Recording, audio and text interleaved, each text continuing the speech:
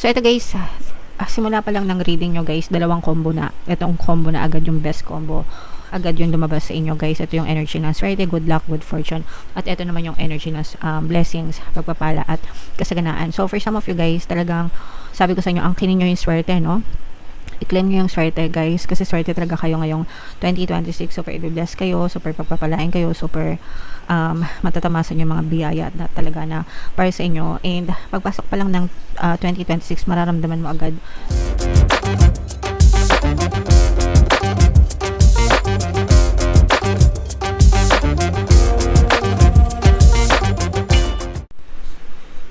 Hello guys, hello Cancer, welcome back to Pinoy Pixie Tarot. Ang pamagat ng episode natin for tonight is second half kapalaran para ngayong January 16 to 31 para sa Cancer, Sun, Moon, Rising Sign, and Venus.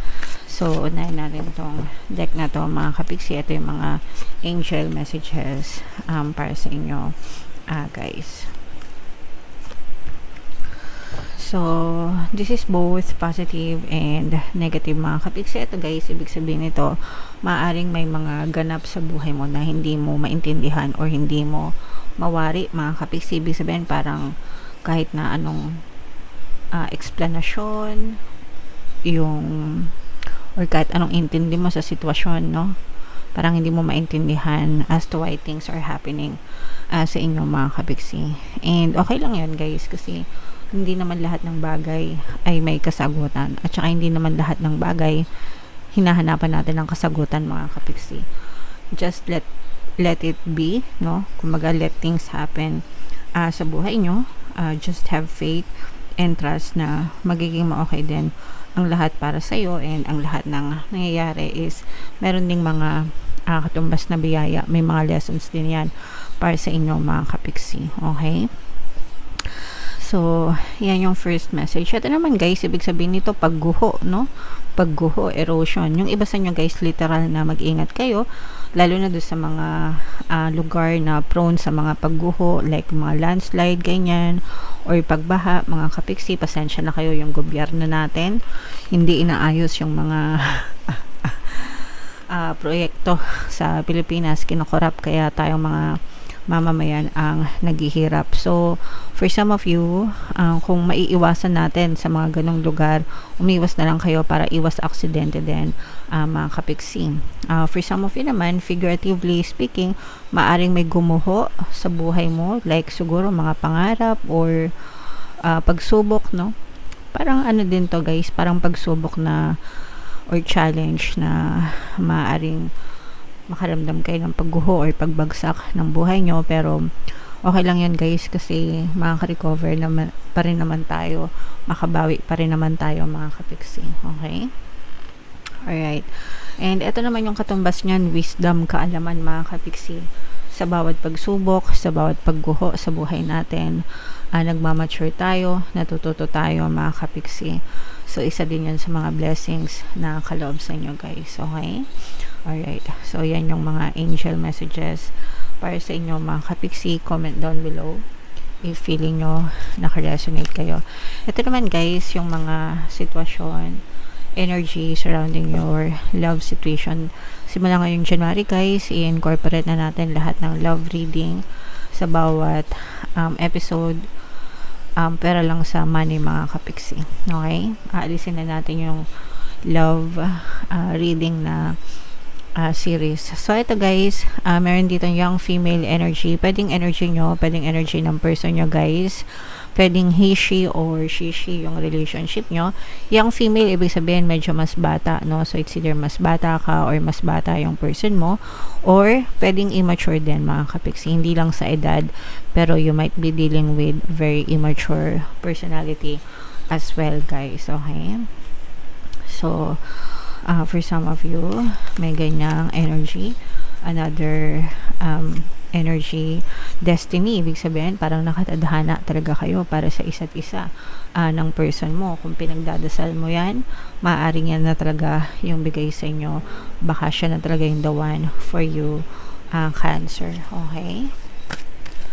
And another one, Cancer, meron tayong travel guys, no. Ibig sabihin ko, for some of you guys, maaring meron kayong naka-schedule na travel nitong person mo, guys, or pwedeng nakatadhana kayong magkita or magkakilala kapag nag-travel kayo. Ito para sa mga single to guys, sa mga mahilig mag-travel, no. Kung kayo ay single and kumbaga parang nagdadasal kayo na sana makilala nyo yung the one para sa inyo, maaaring makilala nyo sila guys habang nagta-travel kayo or while traveling, mga kapiksi, okay? Or pwede rin na meron kayong destination travel ng person mo, kung mag-honeymoon kayo or magta-travel kayo ng person mo right now, maaaring magkaroon kayo ng bonding together, mga kapiksi, okay? Sana all sana all nagta-travel. Alright, so comment down below, Cancer, if feeling nyo naka-resonate kayo dyan. Shuffle natin to guys. Habang sinashuffle ko to, panoorin nyo muna yung video natin regarding sa ating paano mag-manifest ng abundance video course. Kapiksi, sawa ka na ba sa mga struggles at hirap sa buhay mo? Masipag ka ba at masikap sa buhay ngunit hindi ka pa rin umaasenso? Ilang beses ka na bang nag-attempt mag-negosyo at mag-invest pero palagi ka pa rin nalulugi? Sa pagkakataon na ito ay maaaring may subconscious beliefs ka na nagiging balakid sa iyong pag-unlad at pagyaman. Introducing, paano mag-manifest ng abundance video course. Dito ay matututunan mong ma-overcome ang mga balakid mo para tuluyan ka ng umunlad, umasenso, sumagana, maging matagumpay, successful at maswerte sa iyong kabuhayan, pera, trabaho, negosyo, salapi at kaperahan ng bonggang-bongga. Dali, mag-send na ng email sa pinoypixie@gmail.com at simulan na ang iyong pagyaman ngayon. Alright, so sa lahat ng gusto mag-avail ng course guys, meron tayong paano mag-manifest ng abundance video course, paano mawala ang third party at magkaroon ng harmonious na relationship, paano pabalikin si ex or vice breakup. Sa mga interesado guys, mag-send lang kayo ng email sa pinoypixie@gmail.com. And sa lahat naghahanap ng pampaswerte na lucky charms or lucky bracelet, mga kapiksi, aventurin at saka si Trina recommended kayo sample guys, may makita kayong mga link sa description box. So, Cancer, kayo ay na-represent ng Queen of Cups sa ating spread, mga kapiks. Wow, grabe. Sobrang ganda nito, guys. This is super positive para sa inyo, mga kapiksi. Mayroong presence dito ng Earth signs, Capricorn, Taurus, Virgo. So, ito guys, simula pa lang ng reading nyo, guys, dalawang combo na. Itong combo na agad yung best combo. Agad yung lumabas sa inyo guys. Ito yung energy ng swerte, good luck, good fortune, at ito naman yung energy ng blessings, pagpapala at kasaganaan. So for some of you guys, talagang sabi ko sa inyo, angkinin nyo yung swerte, no? I-claim nyo yung swerte guys, kasi swerte talaga kayo ngayong 2026. Super i-bless kayo, super pagpapalain kayo, super matatamasan yung mga biyaya na talaga na para sa inyo. And pagpasok pa lang ng 2026, mararamdaman mo agad yung magandang pasok ng blessings sa inyo, magandang ikot ng swerte. Umiikot ng maganda yung swerte sa inyo, mga kapiksi. Pakinggan nyo yung ating pampaswerte sa 2026 na subliminal guys. Ginawa ko talaga yun. Every year gumagawa ako nun para sa inyo. And palagi nyong pakinggan guys, kasi talagang saswertein kayo ng bonggang-bongga and pagpapalain kayo ng bonggang-bongga guys. Huwag nyo nang hayaan na lagpasan kayo ng swerte. Huwag nyo nang hayaan na maghirap kayo ngayon 2026. Kayo pa lang mismo sa sarili nyo, i-declare nyo na swerte kayo, i-declare nyo na pagpapalain kayo, i-declare nyo na i-bless kayo. No, that's the most powerful thing that you can do to yourself. Yung i-claim mo, no? I-claim mo. Guys, no, I am is a very powerful word, mga kapiksi. And sabi ko nga sa inyo guys, you can be, do, and have anything that you want in your physical reality, okay? So palagi nyo lang sabihin araw-araw, yes, swerte ako. Swerte, ito yung mantra ko guys, swerte ako, swerte ako, swerte ako, swerte ako sa lahat ng aspeto ng buhay ko. So palagi ko yan share sa inyo kasi yan din yung mantra ko guys. And promise talagang iba na yung takbo ng swerte ng buhay ko kumpara noon, mga kapiksi. Alright? And eto guys, may mga bagong opportunity sa kaperahan. Eto guys, ano to, no, tag-ani season. Ako bilang Cancer, na experience ko na to. Yung mga tinatanim ko ng 2025 guys, tinatamasa ko ngayong pagpasok pa lang na, as in, pagpasok pa lang ng 2026, no? So, For some of you, pwede nyo rin ma-experience itong mga na-experience ko or dahil sa energy nyo din mga kapiksi. So, may mga bagong opportunities para sa inyo sa kaperahan mga kapiksi and magbubunga ng matatamis na bunga yung mga pagsisikap nyo, yung mga effort nyo. Kaya wag kayong mapapagod magtanim mga kapiksi. Maging consistent lang kayo every single day basta meron kayong mga plano, no? And nagsisikap kayo sa buhay guys, talagang tatamasahin nyo itong mga matatamis na bunga na to mga kapiksi.